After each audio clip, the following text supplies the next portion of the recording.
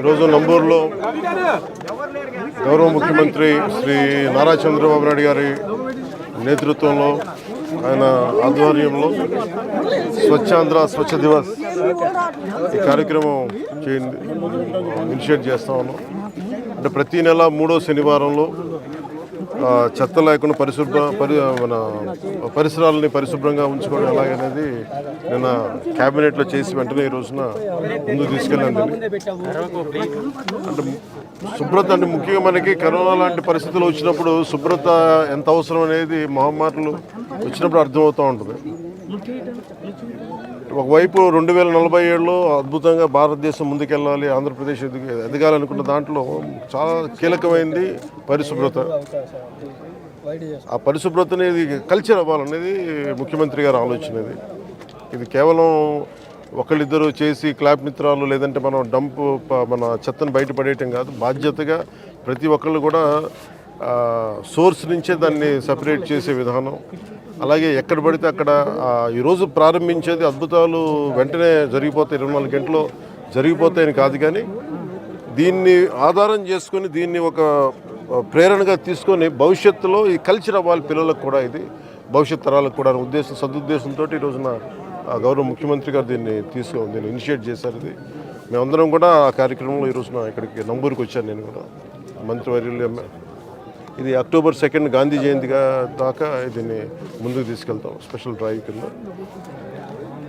ఈ సందర్భంలో నేను ప్రతి ఒక్కరిని కోరుకునేది కూడా మన ఈ చెత్త నుంచి సంపదని సృష్టించేది అలా సర్క్యులర్ ఎకానమీ. అంటే ఈరోజు మనం చూస్తే ఏదైతే మనం తినిపడేసిన వ్యర్థాలు అయితే ఏవైతే ఉన్నాయో ఒక్కొక్కటి చూస్తూ ఉంటే ఒక్కొక్కటి ఆ చెత్తని కూడా చూస్తే ఒక్కొక్కటి కిలో 15 రూపాయలకి అమ్మగలిగి దాని నుంచి వర్మీ కంపోస్ట్ తయారు చేయడం, రకరకాల సంపదని సృష్టించే మార్గాలు చాలా ఉన్నాయి. అవన్నీ పర్యవేక్షించాం ఇవన్నీ.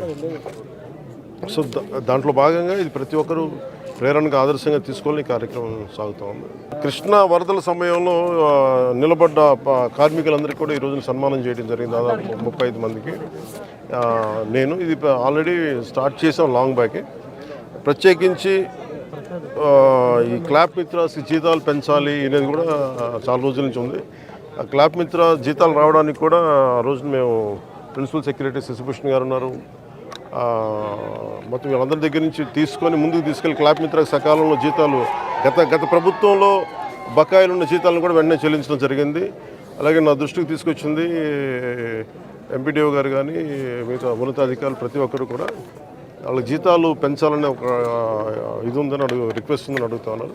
దాన్ని ఖచ్చితంగా పరిశీలిస్తామని చెప్తాం. పారిశుద్ధ్య కార్మికులకి చాలామంది ఇంకా టెంపరీగా చేస్తున్నారు, చాలా ఇబ్బందులు పడుతున్నారు. మురుగు కలెక్ట్ చేయడం అనేది మనం జనరల్గా పబ్లిక్ అసలు ఆలోచించడానికి ఇష్టపడరు.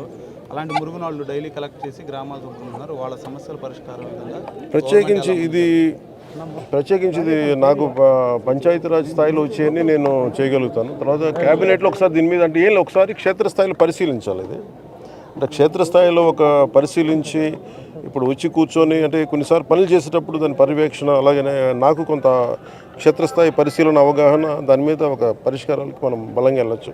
దీనికి కొంత మోటివేషన్తో చేయాలి. ఇది మీరు అన్నది చాలా సబబు. అది అంటే అది మిగతా వాళ్ళు ఎవరు వెళ్ళలేంది మనం చెయ్యాలి అనేది మనం వదిలేస్తాం. కొంచెం అది దాన్ని ఎట్లా కరెక్ట్ చేయాలని ఆలోచన ఉంది. ఖచ్చితంగా నేను తీసుకెళ్తాం.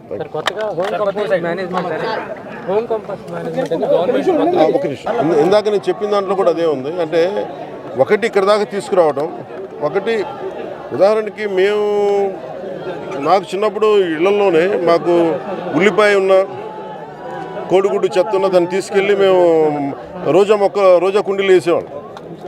సో అంటే అది సహజంగా ఉండే తిరిగి రివైవ్ చేయాలి. అది కొత్తగా ఉన్నది కాదు, కానీ అలా కాకుండా కొంచెం దీన్ని సైంటిఫిక్గా మెథాడికల్గా చేయాలంటే అది కూడా అట్ సోర్సు ఇళ్లలోనే కొంత వ్యర్థాలను తగ్గించేలాగా. అలాగే హాస్పిటల్ నుంచి వచ్చేది ప్రత్యేకించింది, అది పొల్యూషన్ కంట్రోల్ బోర్డు అధికారులతో కూడా మాట్లాడాను ఈ మధ్యన. అది కొన్ని హాస్పిటల్స్లో కూడా దానికి కొంత రెగ్యులేషన్ చేయాలి, కొంత రెగ్యులేట్ చేయాలి. వాళ్ళు అందరూ డంప్ చేస్తున్నారా అంటే ముఖ్యంగా హాస్పిటల్ హెజార్డస్ వేస్ట్ బయటికి రాకూడదు. అది ఎంత వస్తున్నాయనేది అది కూడా ఒక దృష్టిలో ఉంది.